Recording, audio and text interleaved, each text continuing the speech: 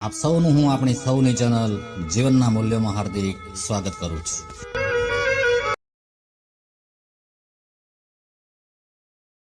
નમસ્કાર મિત્રો, આપ સૌને મારા રાધે રાધે।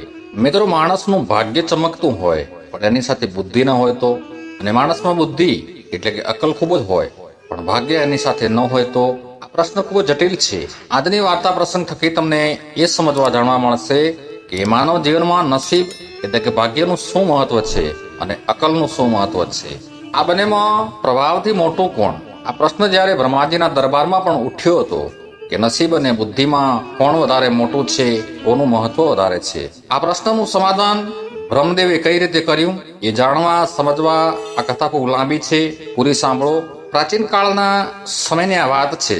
એક દિવસ ભગવાન બ્રહ્માના દરબારમાં ભાગ્ય અને બુદ્ધિ બેઠા હતા। બ્રહ્માજીનો દરબાર ભરેલો હતો। દરબારમાં ભાગ્ય અને બુદ્ધિ બંને ઉપસ્થિત હતા। તે જ સમયે બુદ્ધિ અને ભાગ્ય બંને વચ્ચે બોલાચાલી શરૂ થઈ ગઈ। બંને બાજ્યા। ભાગ્ય કહેવા લાગ્યું કે જ્યાં મારો પ્રભાવ હોય એમાં બુદ્ધિનું શું કામ? બુદ્ધિએ કહ્યું, ભાગ્ય મૂર્ખ ન બનો। જ્યારે હું કોઈનો સાથ છોડી દઉં ત્યારે તે વ્યક્તિ પાગલ થઈ જાય છે। તમે તેને ગમે તેટલો સાથ આપો તે કંઈ કરી શકતો નથી। ભાગ્ય બોલ્યો, હે બુદ્ધિ, તને ખબર નથી કે હું કોઈનો સાથ છોડી દઉં પછી તમે ગમે તેટલો સમય સુધી તેની સાથે રહો તે શું કરશે? શું તે બુદ્ધિને વેચશે? મારા વગર તમને વ્યક્તિ શું કરશે? જ્યારે હું જ તેની સાથે ન હોઉં ત્યારે શું તે શ્રીમંત બની શકે? શું તે ધનવાન બની શકે? ના, તે ક્યારેય ન બની શકે। આ વાતને લઈ ભગવાન બ્રહ્માના દરબારમાં બંને વચ્ચે વિવાદ શરૂ થઈ ગયો। બંને એકબીજા સાથે લડવા લાગ્યા। બુદ્ધિ કહેવા લાગી હું મહાન અને ભાગ્ય કહેવા લાગ્યું કે ના, હું જ મોટો છું। મિત્રો, બંને વચ્ચે તું મેં શરૂ થઈ ગઈ। ત્યારે બ્રહ્મદેવે જોયું કે નસીબ અને બુદ્ધિ બંને મહાન દેવો છે। બંને આ સૃષ્ટિમાં શક્તિશાળી ને પ્રભાવશાળી છે। બંને આ રીતે લડી રહ્યા છે। મારે નક્કી કંઈક કરવું પડશે। બંનેના વિવાદનું સમાધાન તો કરવું જ પડશે। બ્રહ્મદેવે પૂછ્યું, કેમ લડો છો? પછી ભાગ્ય કહેવા લાગ્યું, હે પ્રભુ, મારું લડવાનું કારણ એ છે હું જેનો પણ સાથ છોડી દઉં તે મનુષ્ય શું કરી શકે? એ ગરીબ કંગાળ બની અને ગરીબીમાં પોતાનું જીવન પસાર કરે। ત્યારે બુદ્ધિએ કહ્યું કે ભાગ્ય જુઠ્ઠું બોલી રહ્યો છે, એ કહે છે તે સત્ય નથી, અસત્ય છે। જ્યારે હું કોઈનો સાથ છોડી દઉં અને નસીબ તેની સાથે રહે તો પણ તે વ્યક્તિ કંઈ કરી શકતો નથી। બુદ્ધિ વગરની વ્યક્તિ મૃત્યુ વ્યક્તિ સમાન છે। બ્રહ્માજીએ બંનેની દલીલ સાંભળી અને દલીલ સાંભળીને બ્રહ્મદેવ વિચારવા લાગ્યા કે આ બંનેનો ન્યાય કરવો ખૂબ જ ગંભીર મુદ્દો લાગે છે। તેમના વિવાદને ઉકેલવો કઈ રીતે? બ્રહ્મદેવે કહ્યું, જો આ રીતે ખબર નહીં પડે તમારા બંનેમાં મોટું કોણ એ નક્કી કરવા માટે તમારે પરીક્ષા આપવી પડશે। જેમ હું કહું તેમ કરો। તમે બંને પોતપોતાના પ્રભાવનો ઉપયોગ કરી અને એક સાબિત કરી શકશો કે બંનેમાંથી મોટું કોણ। બંનેએ કહ્યું, પ્રભુ, જેવી તમારી આજ્ઞા, અમે તમારા આદેશનું પાલન કરીશું। બોલો, અમે શું કરીએ? ત્યારે બ્રહ્માજીએ કહ્યું કે જો મૃતલોકમાં એક વૃદ્ધ સ્ત્રી અને તેનો 20 વર્ષનો પુત્ર બંને જંગલમાં એક ઝૂંપડીમાં અત્યંત ગરીબ અને દયનીય સ્થિતિમાં રહે છે। તેમને ખાવા માટે મુઠ્ઠી અન્ન પણ મળતું નથી। તમે બંને જાઓ અને તમારા પ્રભાવનો અખતરો કરો। ભાગ્યએ બુદ્ધિને કહ્યું કે તમે હવેથી બંને મા બેટાનો સાથ છોડી અને બ્રહ્મલોકમાં આવી જાઓ। હું મારું કામ કરી આપું। હું એ ગરીબ છોકરાને રંકમાંથી રાજા, અને રાજા તો શું, સમ્રાટ બનાવી દઈશ। બુદ્ધિએ ભાગ્યને કહ્યું કે તેને સમ્રાટ બનાવવાના પ્રયાસમાં ક્યાંય તેને મારી ન નાખતા। આ વ્યક્તિનું મૃત્યુ ન થવું જોઈએ। ભાગ્યએ કહ્યું કે તમે ચૂપચાપ બેસી રહો અને તમાશા જોતા રહો। હવે તમારી હાર નિશ્ચિત છે। હું જ તમારાથી મોટો છું એ સાબિત કરીશ।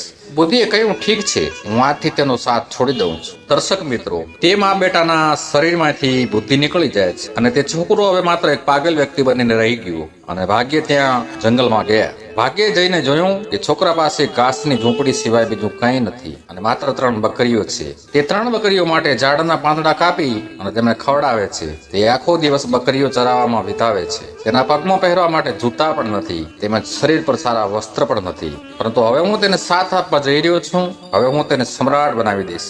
દર્શક મિત્રો, ભાગ્યએ તેની ભૂમિકા ભજવી અને છોકરાના આવા જવાના રસ્તામાં ખૂબ જ સુંદર સોનાની મોજડી પ્રગટ કરી અને મૂકી દીધી અને તે છોકરો ત્યાંથી પસાર થઈ રહ્યો હતો અને તેણે જોયું કે મોજડી રસ્તામાં પડી હતી। તે સમજી ન શક્યો કે આ મોજડી સોનાથી બનેલી છે, પરંતુ તેને પગમાં પહેરવા માટે જૂતાની જરૂર હતી, તેથી તેણે પગમાં મોજડી પહેરી લીધી અને વિચાર્યું કે મારી પાસે આમે પગમાં પહેરવા કંઈ નથી, કામ થઈ ગયું અને પગમાં કાંટા પણ નહીં વાગે. મિત્રો, તેની દિનચર્યા તો ચાલુ જ રહે છે. રોજ જંગલમાં જાય છે, બકરીઓ માટે ઝાડના પાંદડા કાપી અને બકરીઓ માટે લાવે છે અને બકરીઓને ચરાવે છે. પરંતુ તેના જીવનમાં કોઈ પરિવર્તન આવ્યું નહીં. તેની માં પણ તેની શાન ગુમાવી બેઠી હતી, કારણ કે બુદ્ધિએ તેનો પણ સાથ છોડી દીધો હતો અને ભાગ્યે તેનો ઘણો સાથ આપ્યો હતો. પરંતુ છોકરાના જીવનમાં કોઈ ફેરફાર થયો ન હતો. તે દરરોજ જંગલમાં જતો, બકરીઓ ચરાતો અને પોતાના ઘરે પાછો આવતો. ભાગ્ય વિચારવા લાગ્યા કે મેં તેને સમ્રાટ બનાવવાનો સંકલ્પ લીધો છે, પરંતુ આ છોકરો મને પાગલ દેખાય છે. તેનું વર્તન તો ગાંડા જેવું થઈ ગયું છે. બુદ્ધિએ ભાગ્યને કહ્યું, મેં તેનો સાથ છોડી દીધો છે, તેથી તે આવું વર્તન કરે છે. ભાગ્ય બુદ્ધિને કહે છે, ઘણું ડાય પણ કરશો નહીં, હવે જોઈ લેજો હું શું કરું, એ તમે જોતા રહો. પ્રિય દર્શકો, એક નગરનો રાજા હતો. રાજાનું નામ તેજ પ્રતાપ હતું. રાજા તેજ પ્રતાપનો એક વેપારી હતો, જે ઊંટ પર ધાતુઓનો વેપાર કરતો હતો. ઊંટ દ્વારા બીજા દેશમાં માલ પહોંચાડવો કે લાવવો, એ બધું કામ ઊંટ થકી જ થતું હતું, કારણ કે એ સમયમાં બીજી કોઈ સુવિધાઓ ઉપલબ્ધ નહોતી. એક દિવસ તે વેપારી જંગલમાંથી પસાર થઈ રહ્યો હતો. વેપારીની નજર બકરીઓ ચારતા છોકરા પર પડી અને તે જોઈને આશ્ચર્યચકિત થઈ ગયો કે છોકરાના પગમાં સોનાની મોજડી પહેરેલ હતી, પરંતુ છોકરા તરફથી મોજડીનું કોઈ મહત્વ નહોતું દેખાતું. એવું એ વેપારીને પ્રતીત થઈ ગયું. વેપારીને ખબર પડી ગઈ કે આ છોકરાને મોજડી વિશે ખબર નથી કે આ સોનાની મોજડી છે. એટલે વેપારી ઊંટ પરથી નીચે ઉતર્યો અને તેને પૂછ્યું, ભાઈ આ મોજડી ક્યાંથી લાવ્યો? છોકરાએ કહ્યું કે તેને આ જંગલમાંથી પડેલી મળી હતી. એટલે વેપારીએ કહ્યું કે શું તે વેચવા માંગે છે? છોકરાએ કહ્યું, હું ચોક્કસ વેચીશ, જો કોઈ ખરીદનાર મળી જાય તો. આ મોજડી ખૂબ જ મજબૂત છે, મેં તેને પહેરીને ઘણો સમય થઈ ગયો છે. તો વેપારીએ કહ્યું, ભાઈ મને આ મોજડી વેચાતી આપી દે અને બદલામાં તારે જે જોઈએ તે હું તને આપીશ. તો છોકરાએ કહ્યું કે મારે બદલામાં વધારે કાંઈ નથી જોઈતું, મારે માત્ર 2 મણ લોટની જરૂર છે, અને જો 2 મણ લોટ આટો મળી જાય તો મોજડી આપી દઉં, જેથી હું અને મારી માં બંને થોડા દિવસ ભોજન બનાવી અને પેટ ભરી શકીએ. અને છોકરાએ 2 મણ લોટના ભાવે મોજડી વેપારીને વેચી દીધી. આ જોઈને બુદ્ધિ હસવા લાગી અને ભાગ્યને કહેવા લાગી, જોયું, તમારી સોનાની આપેલ મોજડી 2 મણ લોટમાં વેચાઈ ગઈ. અમારો સાથ ન હોવાનો પ્રભાવ છે. મિત્રો, ભાગ્યે બુદ્ધિને કહ્યું, ઘણી ડાપણની વાતો કરશો નહીં. હું જેને પણ સાથ આપું છું તેને રાજા બનતા કોઈ રોકી શકે નહીં. હું તેને મહાન સમ્રાટ બનાવીને જ દેખાડીશ. ત્યારે બુદ્ધિ કહેવા લાગી કે ભાગ્ય, મારા વિના તે શક્ય નથી. મારા વિના તે કંઈ પણ કરી શકે તેમ નથી. તમે ચોક્કસપણે તેને મારીને જ જપશો. ભાગ્યએ બુદ્ધિને કહ્યું, તમે ચિંતા કરશો નહીં. જુઓ હવે હું શું કરું છું. દર્શક મિત્રો, વેપારી તો છોકરાને 2 મણ લોટ આપી અને મોજડી લઈને જતો રહે છે અને અહીં ભાગ્ય ફરી તેની રમત રમે છે. ભાગ્યે રત્નોથી જડેલ અન્ય સુંદર સોનાની મોજડી ફરીવાર રસ્તામાં મૂકી દીધી, જે રસ્તા પર છોકરો હંમેશા ચાલતો હતો. બીજા દિવસે બકરીઓ માટે છોકરો ઘાસ લઈ એ જ રસ્તેથી પસાર થઈ રહ્યો હોય છે કે તેની નજર મોજડી પર પડી. જ્યારે તેને ફરીથી સોનાની મોજડી મળી તો છોકરો ખુશ થઈ ગયો અને વિચારવા લાગ્યો કે 2 મણ લોટ પણ આવી ગયો અને મને બીજી મોજડી પણ મળી ગઈ. દર્શક મિત્રો, છોકરાએ ફરીથી મોજડી પહેરી અને બકરીઓ ચરાવવાની તેની દિનચર્યા શરૂ કરી. અને જે વેપારી વેપાર કરતો હતો તે પોતાનું કામ પતાવી પોતાના દેશ પરત ફરી રહ્યો હતો અને તે વિચારતો હતો કે આ મોજડીનું શું કરવું. આ ખૂબ જ સુંદર સોનાની મોજડી છે, હું રાખી લઈશ અને ગમે ત્યારે રાજાને ખબર પડી જશે તો મારું મોત નિશ્ચિત. એના કરતા આ મોજડી મારા રાજાને ભેટ કેમ ના આપું? રાજા ખુશ થશે અને મને મોટું ઇનામ આપશે. વેપારી મોજડી લઈને મહારાજ તેજ પ્રતાપના દરબારમાં ગયો અને કહ્યું કે મહારાજ, હું તમારી સેવા માટે સુવર્ણ મોજડી લાવ્યો છું. મહારાજ, આવી સોનાથી બનેલ મોજડી તો આપના પગમાં શોભે,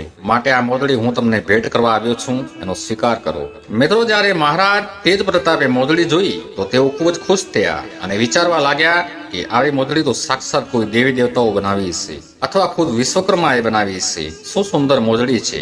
રાજા તેજ પ્રતાપે તેના મંત્રીને આદેશ આપ્યો, આ વેપારીને ઇનામ તરીકે 100 સોનાના સિક્કા આપો. રાજા તેજ પ્રતાપે વેપારીને ઇનામ તરીકે સોનાના સિક્કા આપ્યા. વેપારી ખુશ થઈ ગયો અને ધનવાન બની ગયો અને પોતાનો ધંધો વ્યવસાય વધવા લાગ્યો. ફરીથી માલ સપ્લાય કરી વેપારી જંગલના રસ્તેથી પાછો પરત ફરી રહ્યો હતો. તો જંગલમાં તે ગરીબ મા બેટાની ઝૂંપડી પર તેની નજર પડી અને તે છોકરો ત્યાં તેની બકરીઓ ચરાવતો હતો. જ્યારે વેપારીએ છોકરાને જોયો અને તેના પગ તરફ એની નજર ગઈ તો આશ્ચર્ય પામ્યો. એક સોનાની મોજડી તો આ છોકરાએ મને વેચી હતી, તો આ બીજી સોનાની હીરા મોતી જડેલ મોજડી ક્યાંથી આવી? આ છોકરો ક્યાંથી લાવે છે?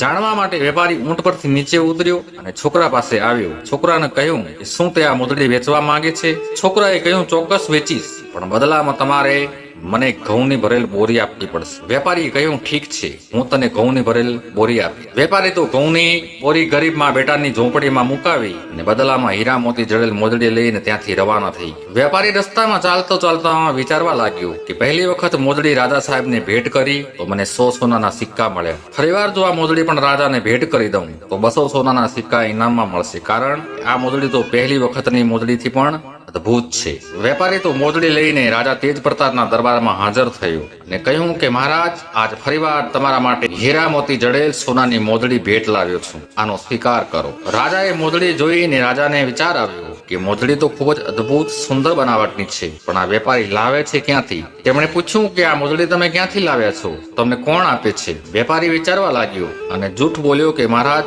મારો પિત્તળનો અને અન્ય ધાતુઓનો બીજા દેશમાં વેપાર છે. એ દેશમાં એક સમ્રાટ રાજા છે, મારો તેમની સાથે વર્ષોથી વેપાર છે. આ બંને મોજડી મને ખુશ થઈ રાજા સમ્રાટે ઇનામમાં આપી છે, જે લઈ તમારા દરબારમાં હું બંને વખત હાજર થયો છું. રાજા તેજ પ્રતાપે વેપારીને પૂછ્યું કે શું એ સમ્રાટ રાજાને સંતાનમાં કોઈ પુત્ર છે?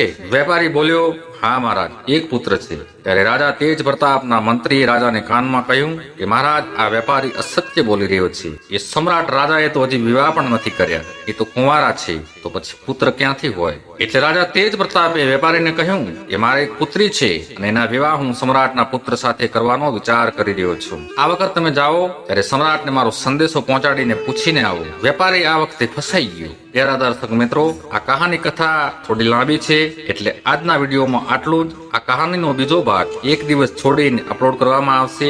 જોડાઈ રહો આપણે સૌની ચેનલ જીવનના મૂલ્યોથી. મળીશું આ વાર્તા કહાનીનો બીજો ભાગ લઈને. ત્યાં સુધી આપ સૌને મારા જય શ્રી કૃષ્ણ.